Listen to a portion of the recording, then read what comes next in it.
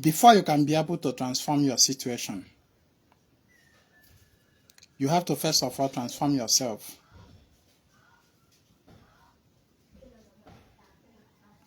Ọdịnanị is not about transformation of your situation. It is about your personal transformation. Ọdịnanị is not all about, let me end my financial struggles. Let me get married. Let me have kids. All these are situations. Before you can be able to impact positively in your situation, you must first of all impact positively in your life. Please help me to share this video. Many people bother themselves about, what do I do for money to come? I have discovered that if you are able to transform the way you think, the way you see things, the way you reason, the way you react to things, situations, then you'll be able to influence every other thing about yourself. And you cannot self-transform if your ordinary practice is about another man doing for you. If all you do about Ọdịnanị is about paying Dibia to do for you, paying spiritualists to do for you, you can never transform yourself. For you to be able to transform yourself, you have to engage in self-practices, personal practices.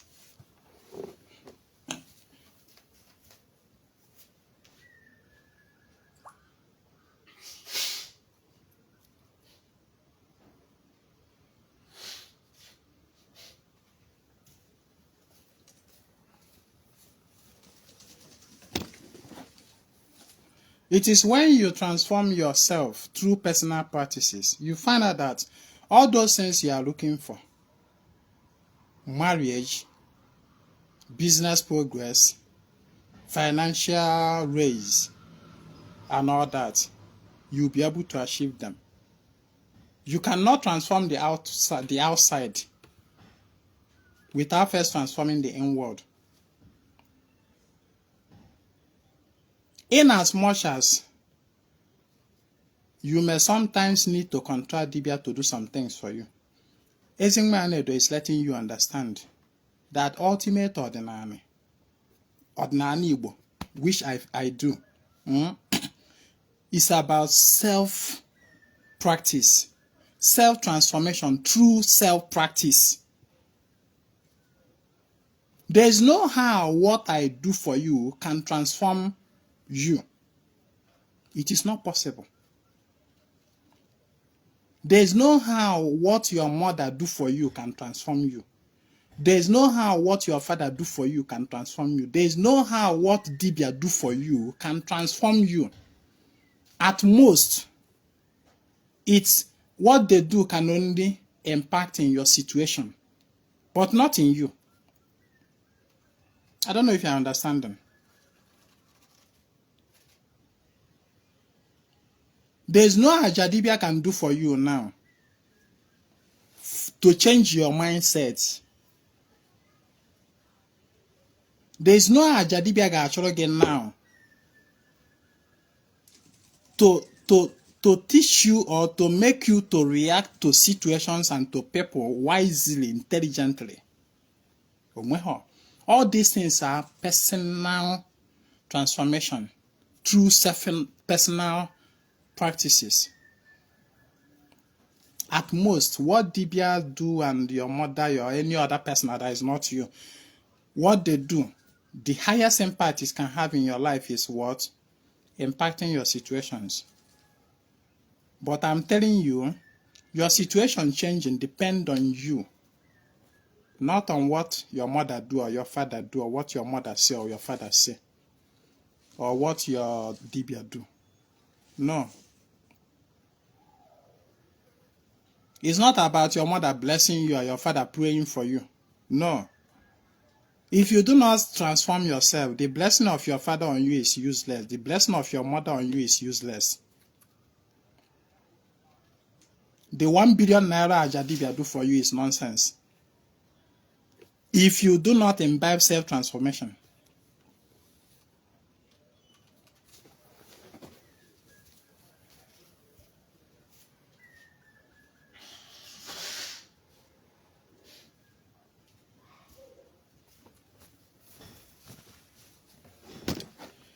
So what other people do in your life is to help you.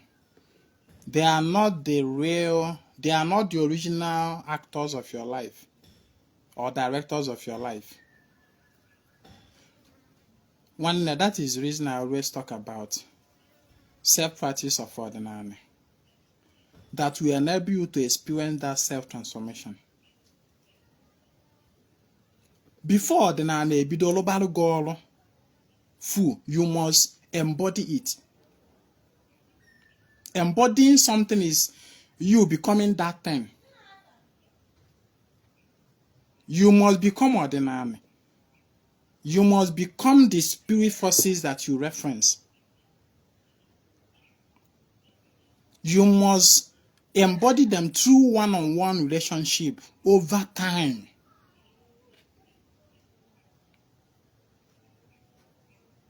Repetitive line of actions.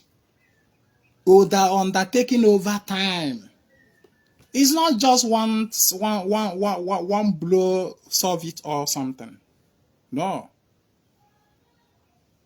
Transform yourself so that you stop complaining. Don't want to so that you stop complaining that DBS are deceiving you. DBS are not deceiving you. The only thing is that you have refused to transform yourself in order to enable DBS their work to transform your situations. In relating with your she, with your ndiot, with your ndishia, with ndemmiri, with your awo, with whatever spirit force is isogi, it is a personal thing. It is personal thing. Dibia coming into it, is to help. It's not as if no would the Dibia Buanya made the all and all. It have been a mistake a lot of people made that I've been trying to correct over the years. Maria Batod Nana Tata and my Hochalobo, if I make a gospel. If I make anwadi. Have you transformed yourself? Have you done the needful? Onya Menja de Kwoku about rituals. Ritual is something you do repeatedly over time. Rituals. It's not just about Aja. I want to cover on the difference between ritual and Aja. Aja can be something you just do once. You just but ritual is something you do repeatedly, every day, more every hour, more every 6 hours, more every 4 days. You are doing it, especially every day, to align with the cosmic renewal of itself every day by the sun rising every morning. You do it repeatedly. It becomes part of you. You are not doing it just for a few months. More for a few years. You are doing it for lifetime. Have you been able to imbibe such practice before you don't complain about another Lord God because they show magic?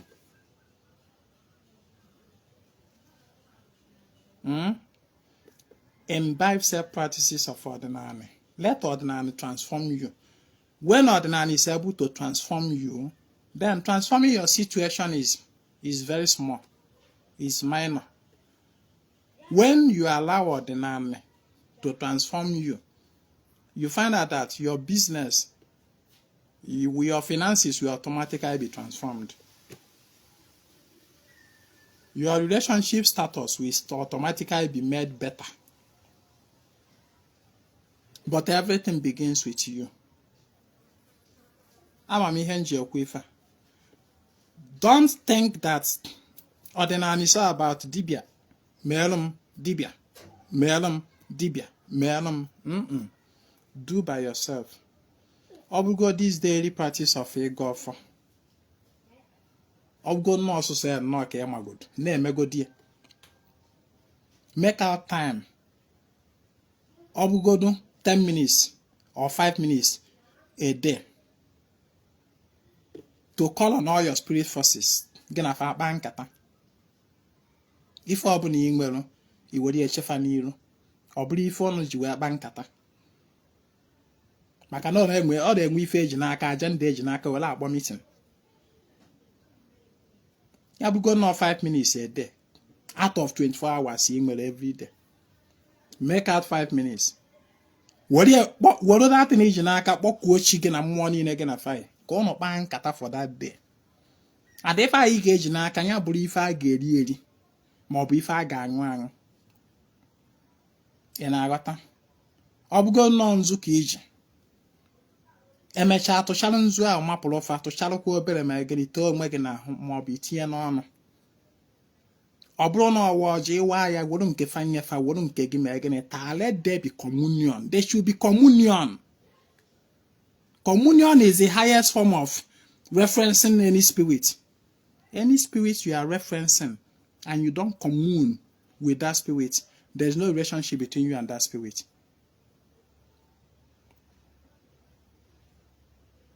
Ọ bụrụgodị na mmiri ka iji welu Akajiofo iji welu akpọkufa kaba alụfụ na imesịa na ime gịnị ịtụsa alụfa nke fa na anị signifying that na ha go there ngo wee ṅụkwa. Communion ọ ga-aba gị n'ahụ. Communion, you embody the spirit. Communion ọ ga-aba gị n'ahụ. Iwere that nkwụsị okwu ịṅụọ ya ma ọ bụ ịta ya ya ba gị n'ahụ. Communion ka akpọrọ ya. You do that daily until na-enwe asọ gị mee 1 month. I mean, continue doing it until your last breath on earth.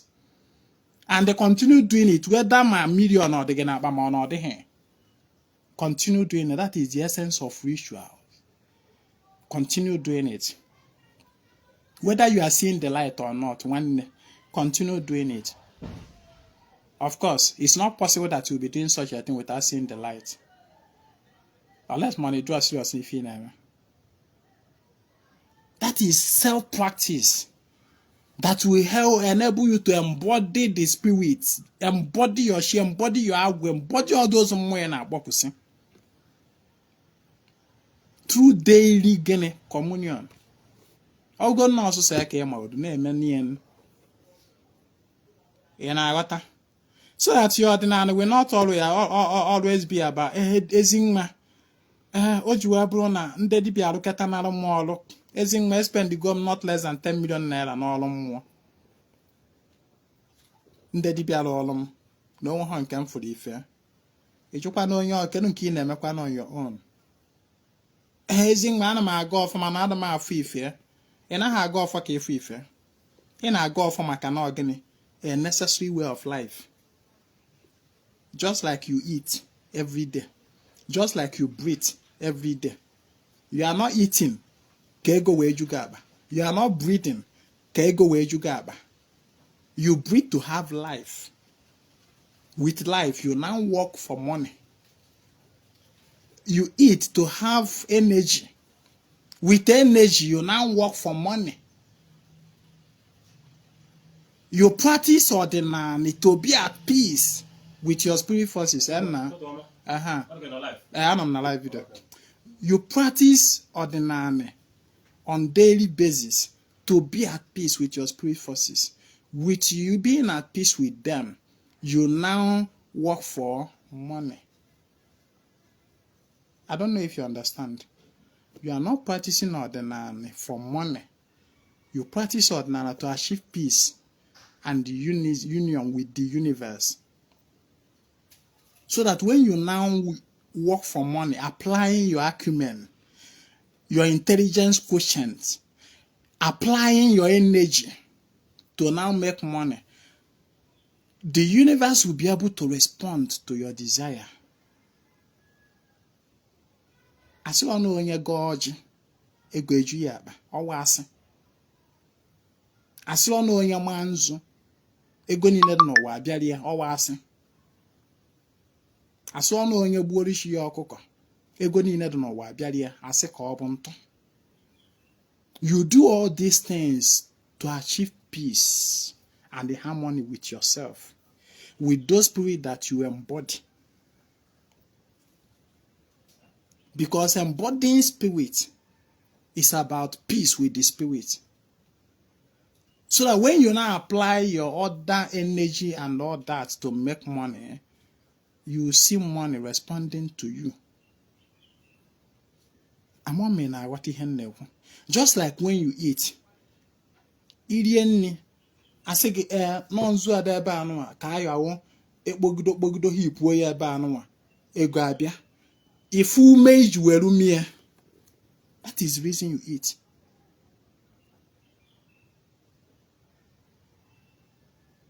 So ụmụnne embody what you are practicing. Stop that mentality of na dibia mela ana ego abịa. When ife dibia na eme ego na abịa o. Na me dey tell you. Dibia sem no na eme ego na abịa nya gba m ka o si eme ka mmanụ. Ka m bịakwuo ka o meenu m. Nothing wey dibia they do for you for money to come o. Nothing. Na me Ezinwa talk am. Nya Ezinwa dibia mela analụ gị ife akịta anụ a. Ị naruo na be o mepe drawer gị. Ifu ka ego jurie maka ife ahụ dibia merụ na lie. You know they happen. The only thing dibia do for you beginning to clear your path so that ozi isi aga ka ọ na-ejupụta na thorns and the broken bottles ga na-amasị gị okwu. That is what dibia do. Dibia bụ ewepụsịara gị those broken bottles nọ na part ebe isi aga. Ewepụsịara gị those ogwu na ọkịka nọ na part ebe isi aga. So that ị na-agazi na-agbazi mbọ na-akpa na-akpazi ego ewee nwee ike na-akpati ya. Ka ya na-ada na-anọ n'ebe ị na-akpa ego bọtụlụ a na-ama gị ugwu a na-ama gị. That is just what dibia do.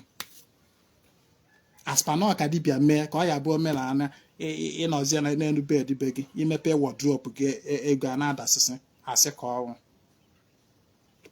Have the right knowledge, wisdom. When you know the reason you are doing something, you'll be more convinced why doing it. But if you do something for the wrong intention or will misplace priority, enwe conflict. Ekenekwe m ọnụ. Onye gbara ntị ya nọ. Ezinwa Anaedo n'afọ. Cheta na eve nkwọ anyị na-eme nkwọsaraka maka ndị nwere mmasị isonye na obi ma nkwọsaraka ndị mmiri mana ị nwere ike ịhụnyere ya mmụọ ọbụla mmụọ ịchọ. Be part of the saraka.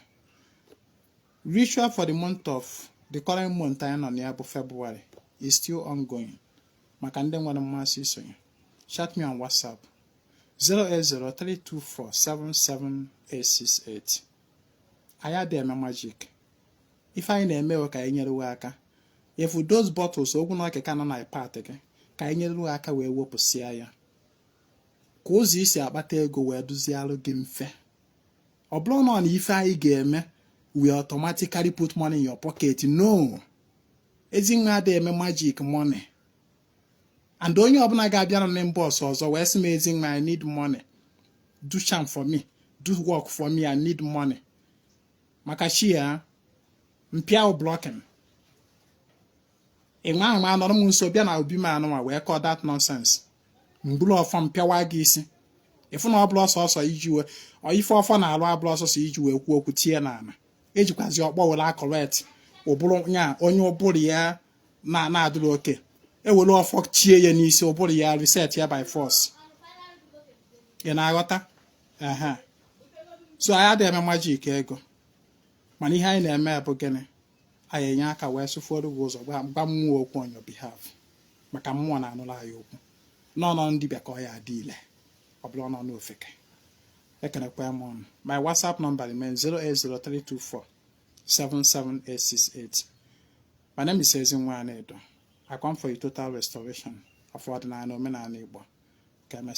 Share the message, please.